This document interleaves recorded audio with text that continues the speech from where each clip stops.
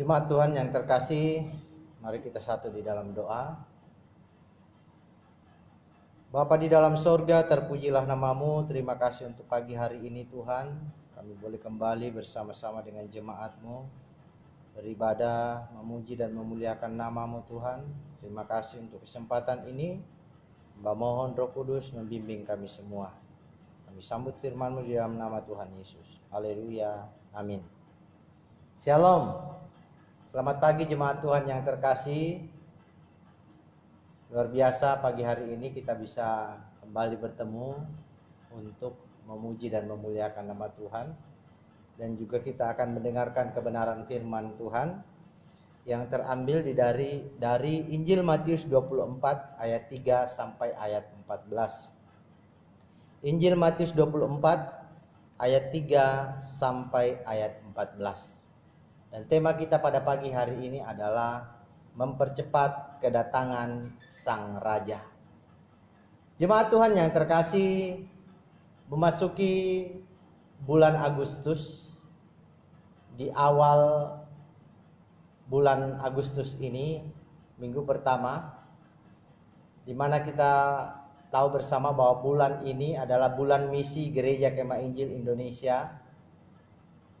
Itu artinya bahwa kita diingatkan kembali, kita diberikan semangat yang baru untuk betul-betul mengingat amanat agung Tuhan Yesus yang sudah diberikan kepada kita. Kita perlu mengingat tanggung jawab kita sebagai orang-orang percaya untuk terus menyatakan dan memberitakan kasih Kristus kepada dunia ini. Nah, tema nasional bulan misi tahun 2020 ini adalah mempercepat kedatangan Sang Raja. Dan ini juga merupakan tema minggu pertama pada bulan Agustus ini. Bapak Ibu Saudara yang kekasih, saya akan membacakan khusus di ayat 14 buat kita semua. Firman Tuhan berbunyi demikian. Dan Injil Kerajaan Allah akan diberitakan di seluruh dunia, menjadi kesaksian bagi semua bangsa. Sesudah itu barulah tiba kesudahannya. Injil harus diberitakan, atau Injil akan diberitakan di seluruh dunia. Sesudah itu barulah tiba kesudahannya. Tiba waktunya untuk Yesus datang ke dalam dunia untuk kali yang kedua. Nah, Bapak Ibu Saudara yang terkasih, mungkin ada yang bertanya, apakah kita tahu kapan Yesus datang? Kapan Tuhan datang kali yang kedua? Tentu jawabannya adalah kita tidak tahu. Tetapi yang perlu kita tahu adalah bahwa kita punya peran yang penting untuk kedatangan Yesus. Kita punya kontribusi yang besar agar Yesus datang ke dalam dunia untuk kali yang kedua bisa segera mungkin. Karena memang itu dititik beratkan pada pemberitaan Injil. Oh, kalau Injil sudah diberitakan ke seluruh penjuru dunia, dan itulah tanda yang paling akhir, Yesus akan datang ke dalam dunia. Sebagai orang percaya memang kita dipanggil untuk terus memberitakan Injil Kerajaan Allah. Untuk terus memberitakan akan kasih Tuhan kepada dunia ini.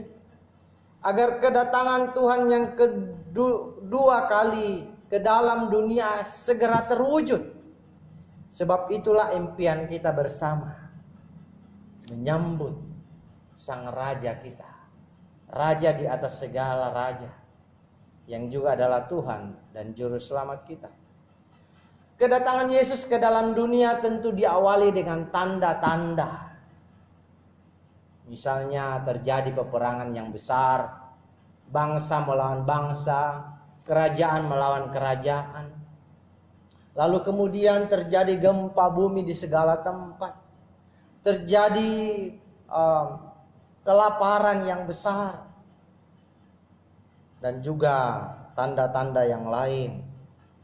Dan yang terakhir adalah Injil sudah diberitakan di seluruh dunia. Itulah tanda-tanda yang akan mengawali kedatangan Tuhan yang kedua kali. Nah, pertanyaannya, apakah tanda-tanda kedatangan Yesus Kristus itu? Atau apa saja hal yang terjadi untuk mengawali kedatangan Yesus Kristus ke dalam dunia? Yang pertama adalah muncul banyak penyesat.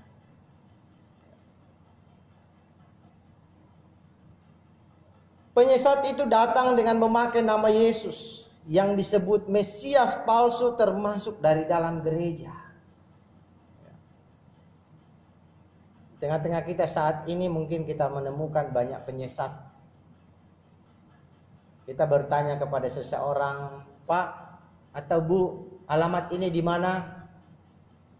Mungkin alamatnya sudah dekat, tapi dia mengatakan, oh sebelah sana jauh. Atau kita datang ke kantor, ke salah satu kantor, kita bertanya, Pak, ruangannya Pak ini di mana? Tapi si petugas mengatakan, oh di sebelah sana. Ya, itu penyesat kecil. Tapi juga kita menemui banyak penyesatan terjadi. Pernah dikatakan bahwa kubur Yesus atau tulang-tulang Yesus ditemukan.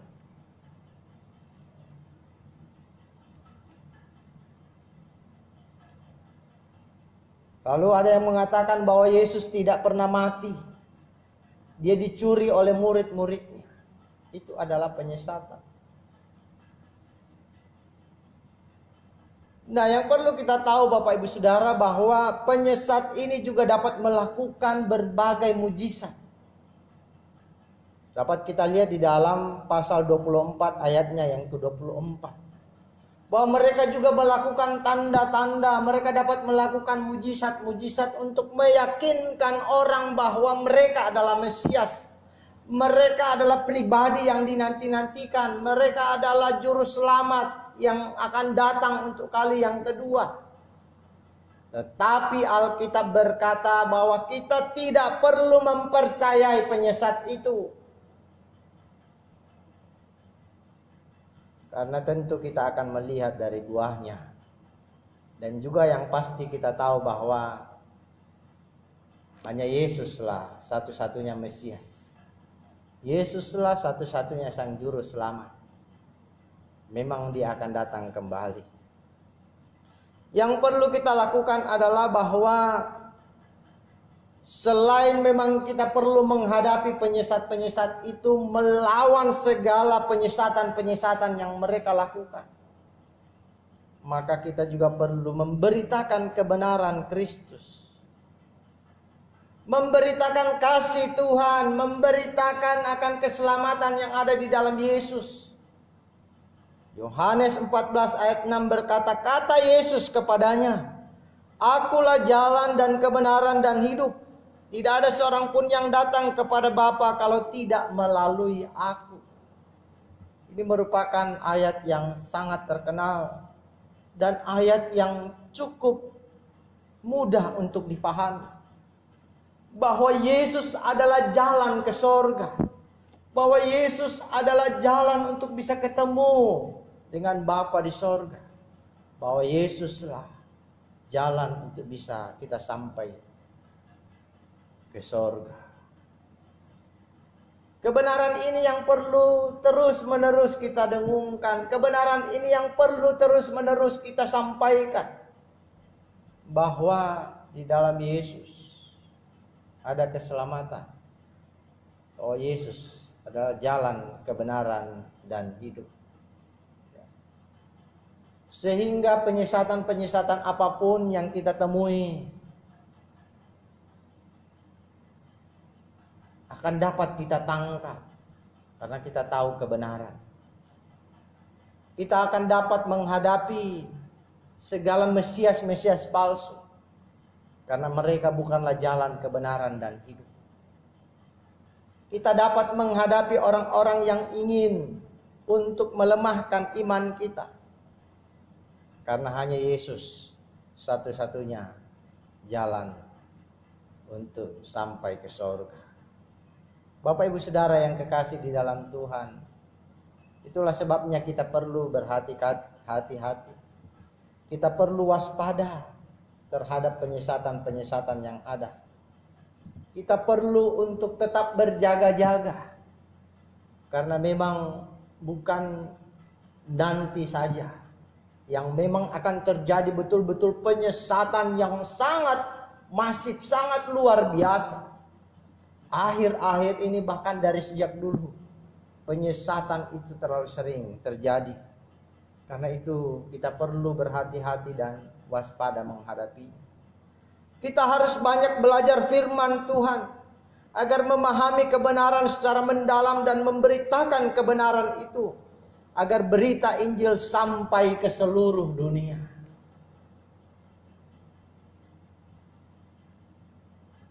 Kita mungkin tidak bisa melarang orang-orang melakukan penyesatan, karena mereka akan terus ada dan terus ada.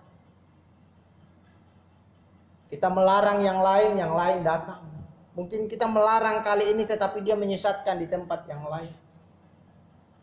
Tetapi yang perlu kita tahu bersama bahwa kita harus betul-betul belajar firman Tuhan secara mendalam. Kita harus setiap hari merenungkan firman Tuhan.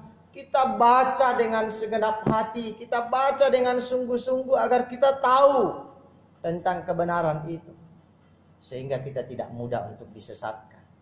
Kalau kita tahu kebenaran, kita berpegang teguh kepada kebenaran itu, maka berita apapun, penyesatan apapun yang datang kepada kita dapat kita tangkap, karena kita sudah tahu kebenaran yang hakiki. Kita perlu teguh di dalam iman. Memang penyesat itu datang memberitakan kabar yang mungkin bisa saja membuat pendengarnya, katakan, terenyuh. Pendengarnya akhirnya betul-betul merasa bahwa seperti berita yang disampaikan ini adalah berita yang benar. Tapi jemaat Tuhan yang terkasih, mari kita teguh di dalam iman. Apa yang selama ini kita dapatkan, apa yang selama ini kita pelajari dari kebenaran firman Tuhan, mari betul-betul kita lakukan. Kita betul-betul pegang teguh, sehingga berita yang kita terima yang tidak sesuai dengan firman Tuhan, kita dapat menangkal hal itu. Tetaplah waspada agar tidak mudah disesatkan. Saya katakan tadi bahwa ada banyak penyesat yang muncul. Karena itu kita perlu waspada, sehingga kita siap untuk menghadapi penyesat-penyesat itu.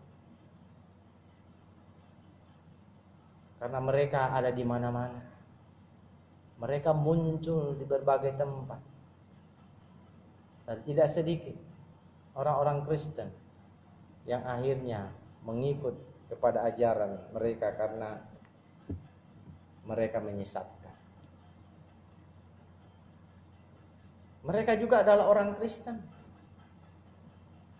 tetapi mereka membawa kebenaran yang sepotong-sepotong. Mereka membawa Injil yang tidak utuh. Mereka membawa berita Injil yang bukanlah Injil yang sebenarnya. Karena itu mari tetap waspada. Tanda yang kedua, terjadi banyak penderitaan. Bapak Ibu Saudara yang terkasih, bahwa pada akhir zaman akan terjadi banyak sekali penderitaan. Seperti saya katakan di awal tadi, akan ada peperangan yang besar. Bangsa melawan bangsa, kerajaan melawan kerajaan, yang selama ini belum pernah terjadi. Karena itu terjadi di seluruh muka bumi ini. bahwa terjadi peperangan yang sungguh mengerikan. Kalau saat ini mungkin hanya terjadi peperangan antara bangsa ini dengan bangsa ini. Itu sifatnya masih ya mungkin dikatakan lokal atau hanya di beberapa wilayah saja.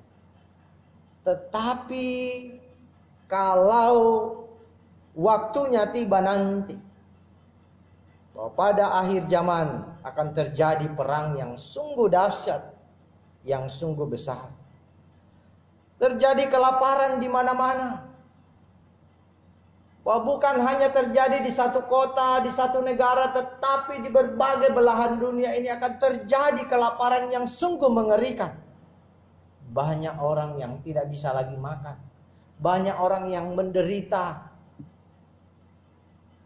karena tidak memiliki makanan yang bisa untuk dimakan.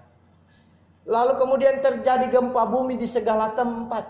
Selama ini kita melihat ada gempa di pulau ini, ada gempa di provinsi ini. Tapi itu hanya terjadi secara lokal saja.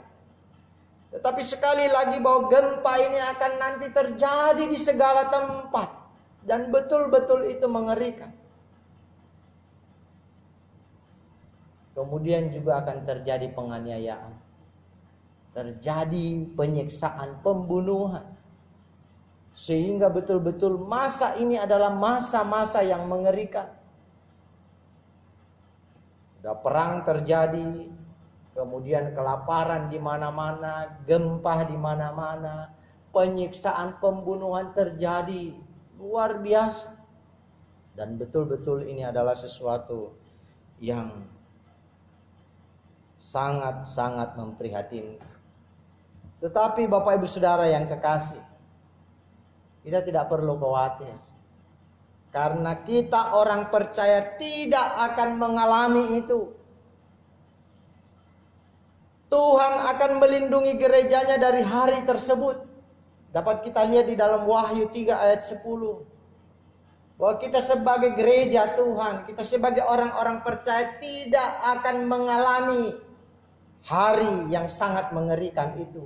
Masa yang sangat mengerikan itu karena kita sudah diangkat ke awan-awan bersama dengan Tuhan.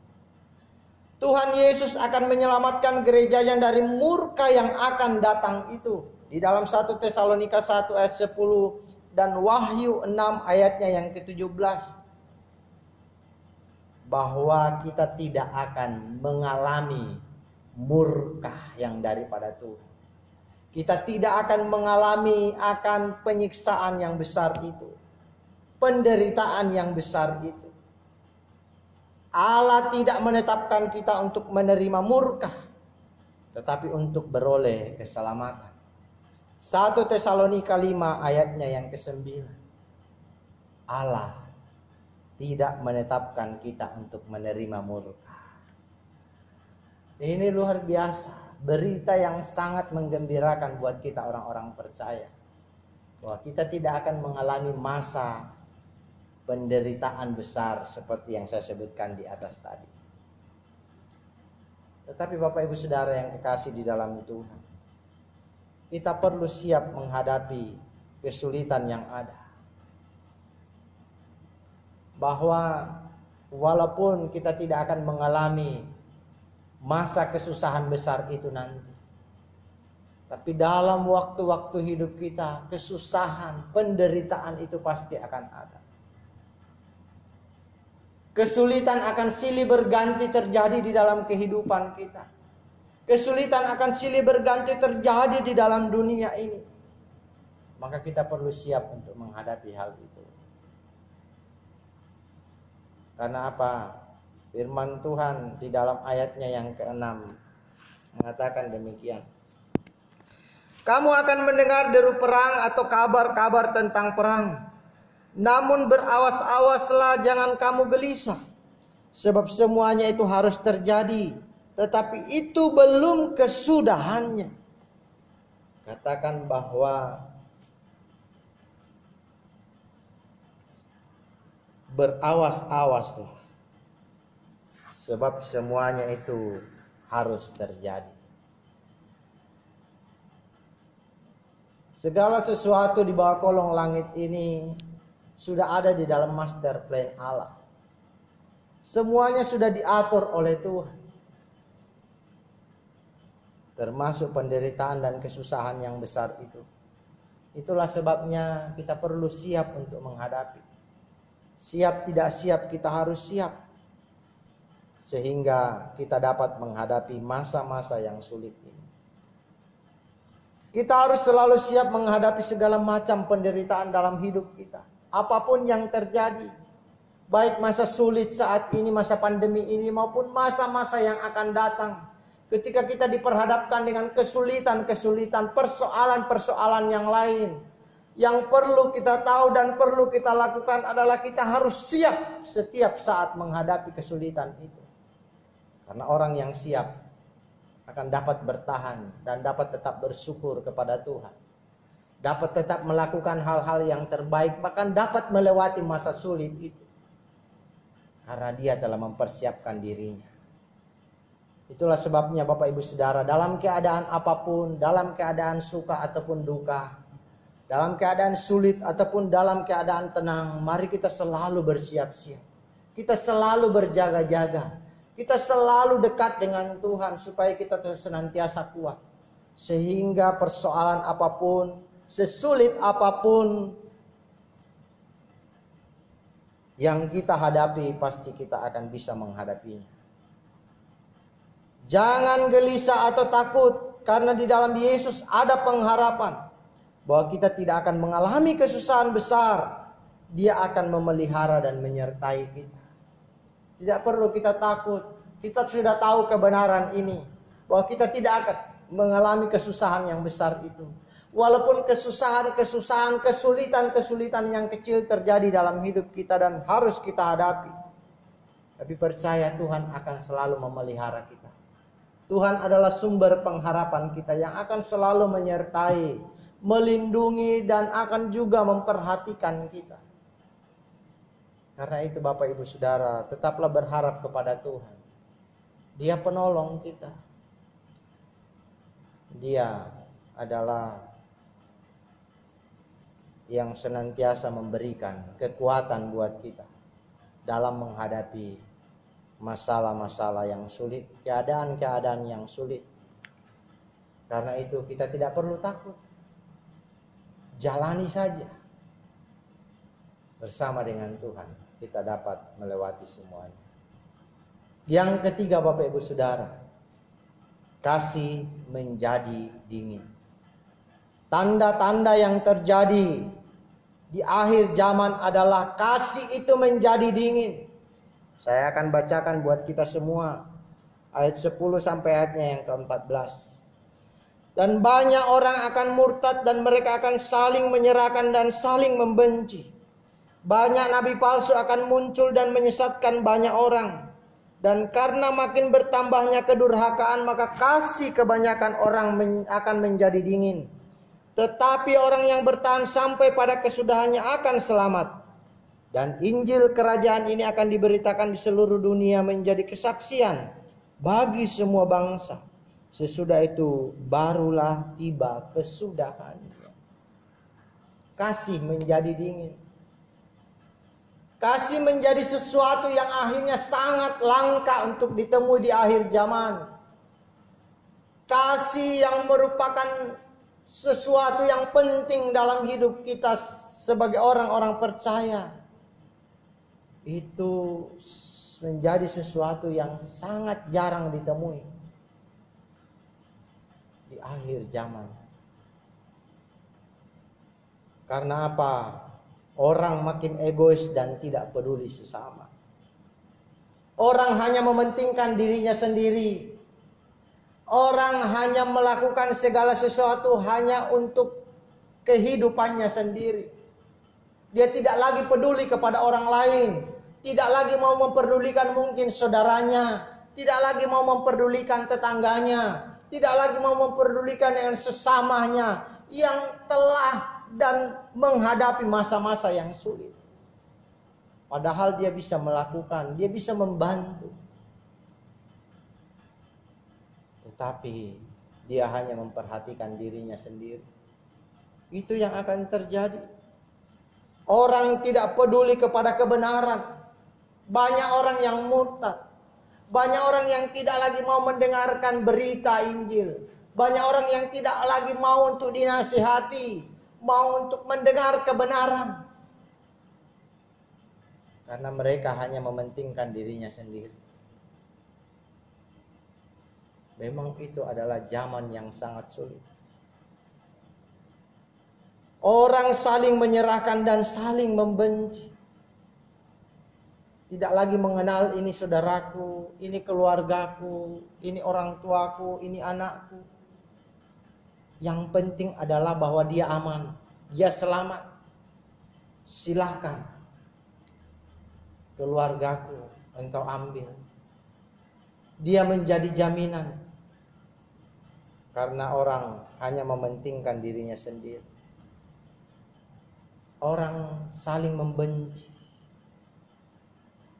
Orang tidak lagi saling memperdulikan. Lalu kemudian orang makin durhaka. Orang hanya mementingkan keuntungan. Orang hanya mementingkan bagaimana dia bisa makan. Bagaimana dia bisa memperoleh keuntungan yang sebesar-besarnya. Walaupun itu merugikan orang lain. Ini sungguh adalah masa-masa yang sulit. Karena itu Bapak Ibu Saudara, selagi masih ada kesempatan hari-hari ini,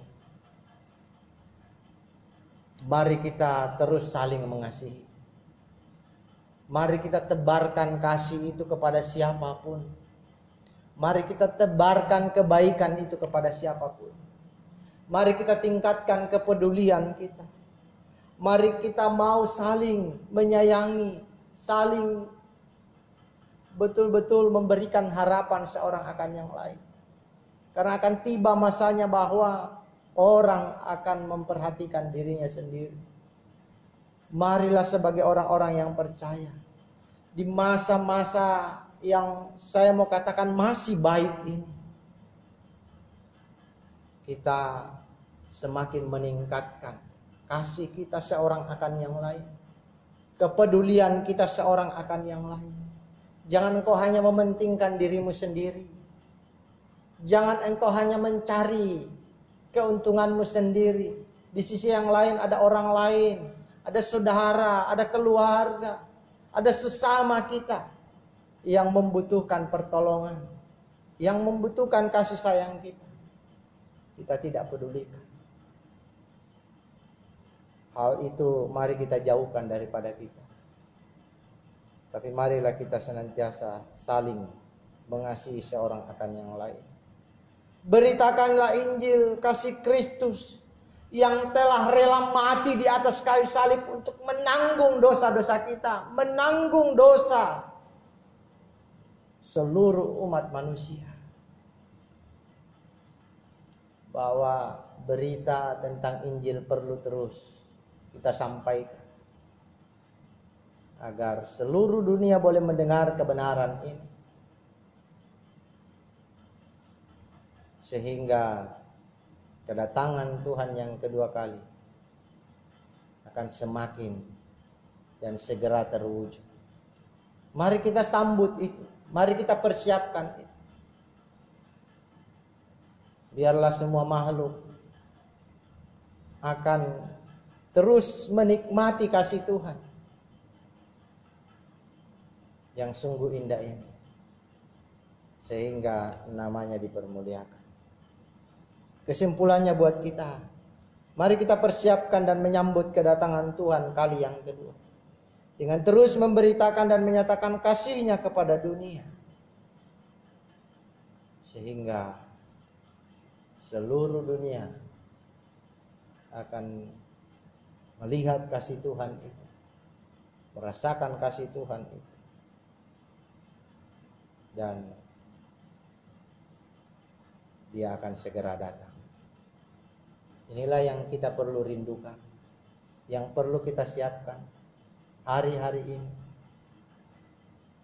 Karena memang kita rindu bertemu dengan Tuhan. Kita rindu untuk bisa bersama-sama dengan Tuhan. Itu adalah masa yang paling indah dalam hidup kita. Terpuji nama Tuhan. Tuhan Yesus memberkati kita semua. Amin. Kita berdoa. Terima kasih Bapa di dalam surga untuk kebenaran firman-Mu yang boleh kami dengarkan bersama. Kiranya Engkau teguhkan di dalam hati kami semua.